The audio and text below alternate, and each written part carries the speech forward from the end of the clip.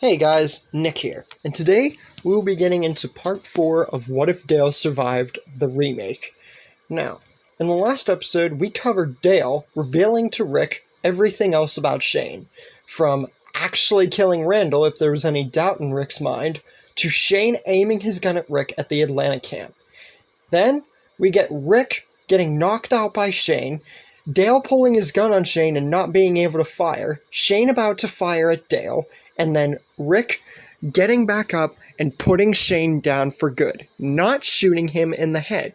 But if you think that's going to lead to the group not finding out about the infected, we're getting that revelation today.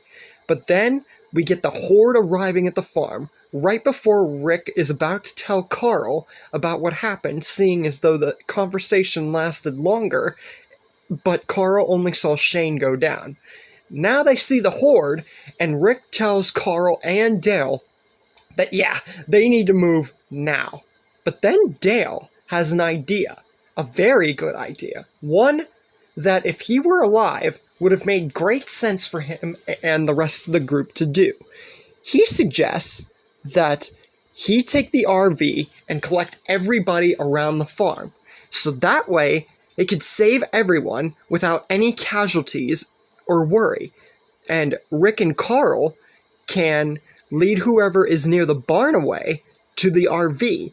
Then they can light up the barn, cause a distraction, and that will serve as better survivor rate rather than the walkers just roaming around and getting them all, or even just a few of them. It would be a great distraction. Rick agrees with this, and the plan is set in motion. Rick and Carl light the barn like they do originally, except it's by Dale's point and not Rick's. Dale then runs to the RV, which is thankfully still intact, because remember, Jimmy was driving the RV.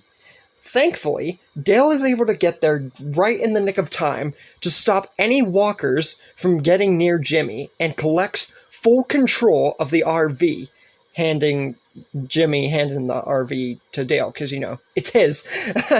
Anyways, we then get Carol getting saved by Andrea, and that playing out the exact same way, because I don't see why it wouldn't. And then, right after this happens, Carol is collected in the RV, with Dale pulling right up. This is a swerving RV, because he saw Andrea, and he's like, nope, and goes to save her right after she saved Carol. They share a look, and it's like, you gotta get on the RV now. There's no doing this by yourself. I have a plan in motion, you're gonna be a part of it. But just then, walkers begin to swarm all around the area, starting to make their way into the RV. And this has put Dale, Andrea, and everyone around in this particular part, meaning just kind of Dale, Carol, and Andrea, in a very tough situation. Because Dale now has one of two choices. He either drives the RV straight through the walkers, risks getting it stuck, and walkers swarm in and kill him, Jimmy, and Carol, and Andrea possibly still die, or leave her, and her possibly do whatever, and they all live. And he really does not want to leave Andrea. But Andrea gives him a look like, let me make my own decision.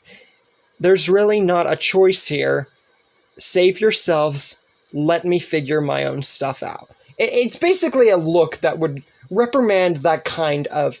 You know how you can, look at someone and you know what they're thinking? This would be in that moment, and Andrea is looking into Dale with her heart and soul because walkers are swarming around. They couldn't really hear if she yelled out. And Dale knows exactly what Andrea's thinking, and he really, really does not want to leave her. She could die! And he didn't want anyone to die. That's why he set up this plan. But he agrees that, for one thing, this would be to make up for every time Dale did not let Andrea make her own decisions. But it also makes him regret saying at the CDC about making him care and then checking out. But he doesn't have a choice, and they drive away, leaving Andrea to fight off walkers and be on her own at that part. Meanwhile, Herschel with his infinite shotgun is by himself until Rick and Carl convey on the scene with everybody else near the area, and they ask about Lori and everything, and of course, they're gone by this point, and The three of them are, it pretty much goes the same as you would expect, with Dale pulling up with the RV straight at that moment, unfortunately saying that he could not save Andrea, but Carol and Jimmy are in the RV and that they need to go now. Unbeknownst to them, Lori and the others are long gone by this point, and they didn't get a chance to get everyone in the RV. They all got their own separate vehicles, and Patricia paid the price of this unfortunate turn of events by getting bit like she did in the original, and Andrea does manage to survive like before and gets lost out in the woods. We'll convey with her a little bit near the end of the episode, which really doesn't need to be pointed out. We know where she ends up.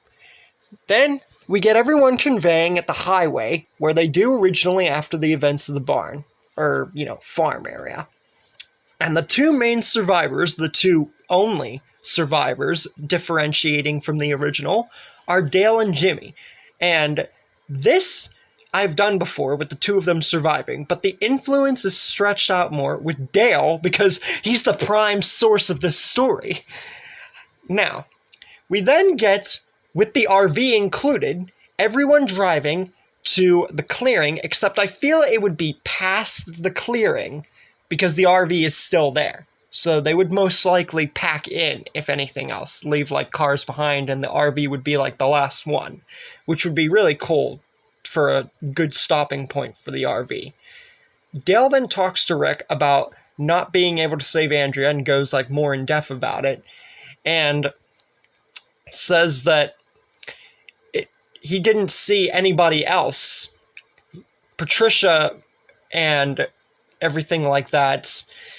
At least they were able to save pretty much everybody, but he really feels bad about not being able to save Andrea. But what he can say is that he at least tried, and they only lost 2 of their people, and not a huge amount if they wouldn't have gone with this plan. Little does he know, really an extra 1 or 2 people would have died even if they hadn't gone with this plan. I'm talking about the original story. Rick is just taking everything that happened in. Because remember, we just got through him having to kill Shane, so, his mind's going to be a little blown at this point. Daryl then goes over to where Rick and Dale are, because they would be talking in private. And he mentions to Rick something that Dale was just about to bring up before they left the farm, and just about to bring up now. He mentions that he knows that Rick and Dale know this, because Dale was with him and Glenn, and Rick, he knows that he knows. But Randall, his neck was snapped, but he still turned. And this is when Rick would tell everybody in the group, like the original, that they are infected. And he wouldn't, since Shane was shot in the head here, he would go off of Randall's death instead of Shane. So it wouldn't probably hit him as hard, even though he still had to kill Shane, you know what I'm saying? But anyways, the group takes it as you would expect, with most of them hating Rick for this, like Carol and them, and Jimmy being unsure, but Dale not really being mad at Rick for this. He would back him up on it. He's sure he had his reasons. But then Dale gives Rick a look of seriousness and is like giving a look like Andrea did to Dale, being like, tell him the rest. There's more that we gotta talk about here. And Rick knows exactly what Dale's talking about. He was thinking of conveying it to the group later on, especially Lori and Carl. But he was going to tell Carl before they left, so this time he's just going to tell him before it turns to night, like the original. He tells the group that he had to kill Shane, and about everything about Shane leading Randall out, killing him, and then leading Rick out, and it all being a farce. And then he says that Dale actually stopped them from fighting at first like he originally wanted to. But then Shane knocked him out and was about to kill Dale. But he had to put Shane down. There was no other way. And then he goes on to further explain that Shane has wanted to kill him since the Atlanta camp, and Dale told him he pointed his gun at him at the Atlanta camp. But he didn't know. Shane was a monster that needed to be put down, and it was very much against his better judgment to put down his best friend. He would be much more deaf here and much more saddened by Shane, especially after Dale would tell him about what happened.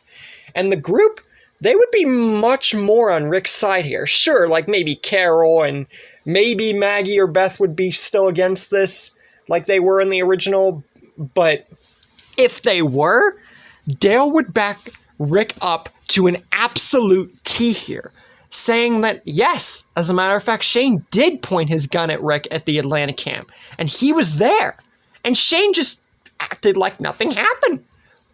And about Otis and everything that he did, he agrees with Rick 110%. If Shane was not put down, he would have killed him, Rick maybe, and possibly more in the group if they didn't follow along. He literally threatened to kill him if he didn't side with him. So Rick here, he just did what he had to do.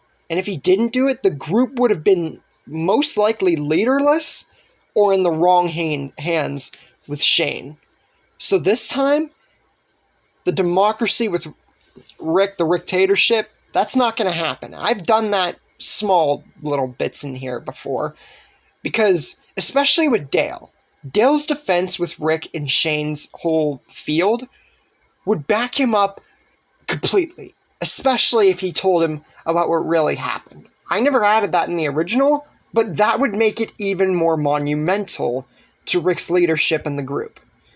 Now, meanwhile, Andrea meets Michonne in the woods and gets saved by her, and they go along with the whole being alone in the winter thing, like they do in the original. Like I said, I'd convey with them a little more at the end, but it's really not much to talk about. And then we get into Season 3, where the group would eventually find the prison, but with 2 extra survivors and a much different character development progression with the entire group, or, basically the entire group. But how will that go into the Governor saga? Do you think that Dale being around especially will mean that maybe the Governor doesn't become evil like I've done in What If Laurie Survived? Or do you think that it will absolutely not matter and get maybe even more of the group killed? And that's where we leave things for the moment. Hope you guys like this episode and are enjoying the remake of this. I definitely think that, even though I've teased a dark ending for Dale's character, that how the story's going, since it's still ongoing, if I haven't mentioned that enough times, it will definitely be worth it once you guys watch it all the way through. But anyways, like and subscribe, comment, I'll see you guys next time. We are the Walking Dead.